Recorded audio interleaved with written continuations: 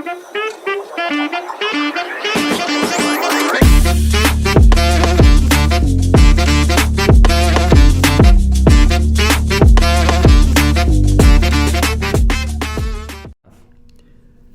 what's up, guys? Welcome back to another episode of the Community Corner podcast. I'm Arnav.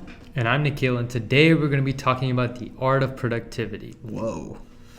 So this is a topic, obviously, that's very essential for teenagers, and not just teenagers, obviously, especially adults that are trying to navigate their busy lives, especially in the 21st century. Mm-hmm. And so we all know how distractions can pile up, whether it's on your phone or your friends asking you to come to the movie theater at 7 p.m. It's really tough in this day and age to stay set on top of school, activities, your job, your personal goals, etc. And in this episode, we're going to share some down-to-earth tips and strategies to help you boost your productivity and find that balance.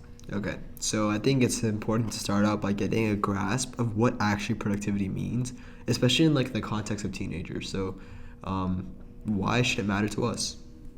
For sure, I think what's important to know is that productivity is not just about getting to the point where you're not busy. It's about making the most of your time and energy. It's about efficiency.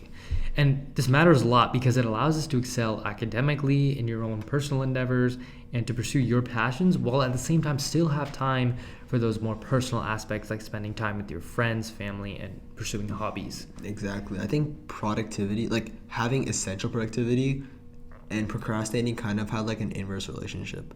If I have bad productivity, things, and I end up procrastinating more. Or if I don't get things done, it'll get left till the last minute. And we have so many friends that are really good at productivity. You can see how that excels them. And we have friends who are really bad at productivity.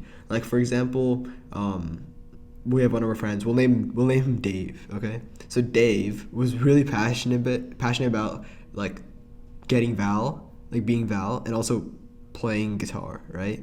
But both of them have such a high time, a commitment. Exactly. You need such a high time commitment for them that it was almost impossible for them to go hand in hand. But by setting clear goals, he managed his time effectively, did really good on his exams, and still rocked it in his band that he had with his guitar. So it's all about finding that sweet spot.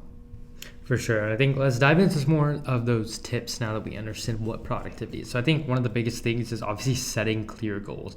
There's an acronym I like to use called SMART goals, right? So you want to set, attainable goals, you want to set timely goals, you want to make them realistic, and you want to make them manageable.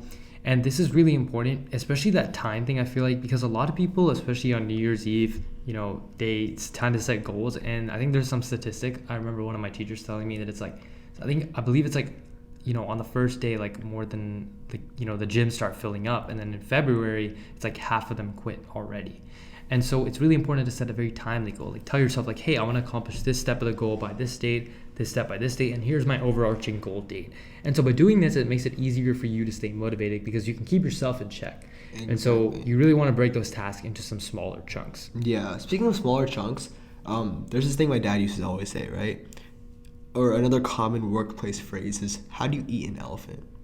Right? And first it might sound what the hell? What do you mean eating an elephant? But it's a very practical metaphor where it's how would you approach climbing Mount Everest? How would you approach eating an elephant?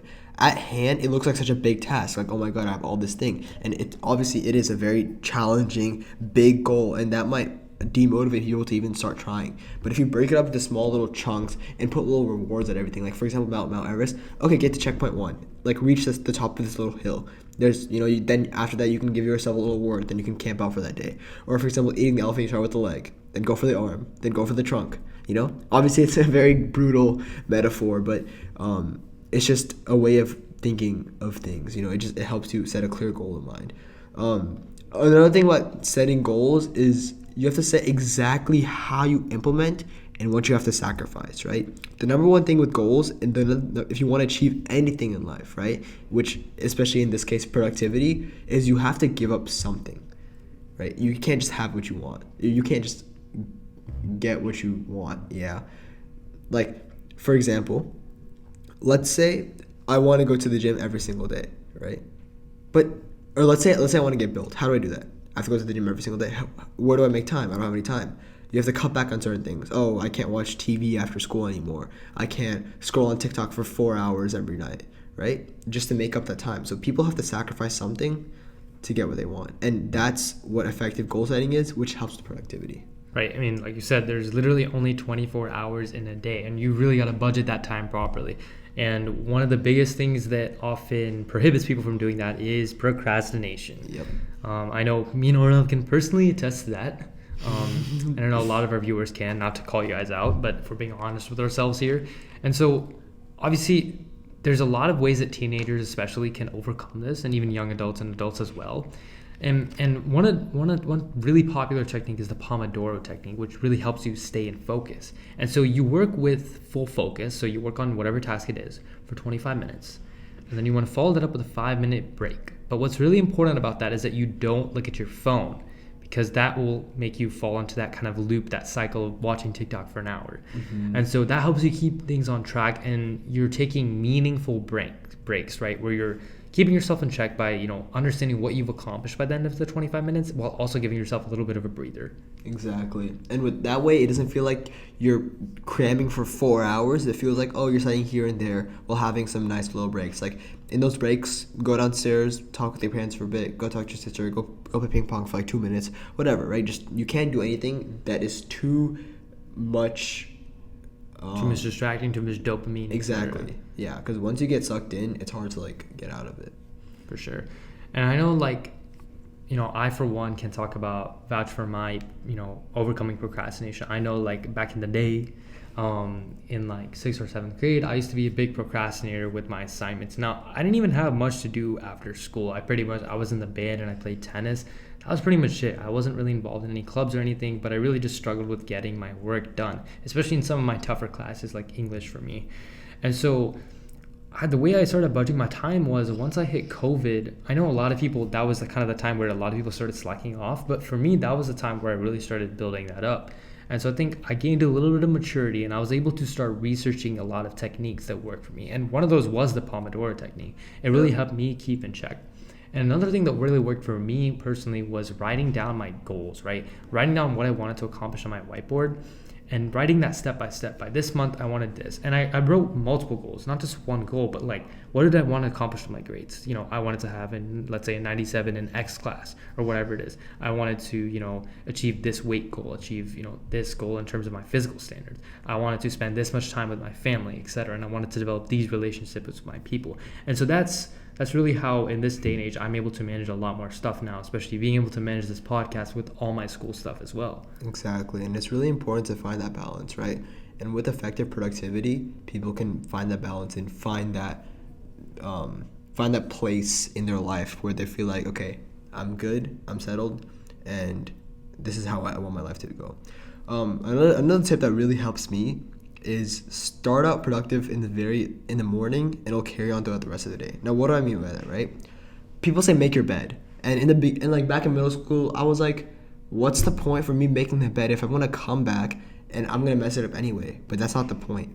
The point of making your bed is to have that very first little success of the day, the first little win, like a little check in the to-do list. And once that goes, it kind of motivates me to be productive for the rest of the day, right? Another thing is taking a cold shower in the morning. For me, it obviously is different for everyone, but for me, that's something that motivates me, that gets me up, that gets me energized, and that gets me going out through the day and being productive. A lot of times when I don't get that first win, the rest of my day becomes a slump. I get into this little funk, and it's hard to get out of it for the day. So if I start out the day with a win, the rest of my day goes great because I'm motivated to be productive for the rest of the day. So that's just another tip. Start out the day strong, and it'll probably carry over. For sure. I think overall there's this misconception that productivity just means that you're overworking yourself, that you're just working 24/7 to achieve your goals. But that's simply not the case. It's just about budgeting your time correctly. Work smarter, not harder. Exactly. And that's not to say that you shouldn't be putting effort. You should, but it's just understand how much effort is too much. You don't want to face burnout, right? You definitely still want to leave that time for friends, for family, to just chill and unwind after a long day. And so it's really about achieving your goals while still making time for the things you love. And so with that said, I'd like to thank you guys for hanging out with us on the Community Corner podcast today. We hope this episode has given you some very practical insight and made the idea of staying productive just a bit more manageable. Remember that the corner is where we all gather. And productivity can help you make the most of your time. And so until next time, take care and stay productive. Peace.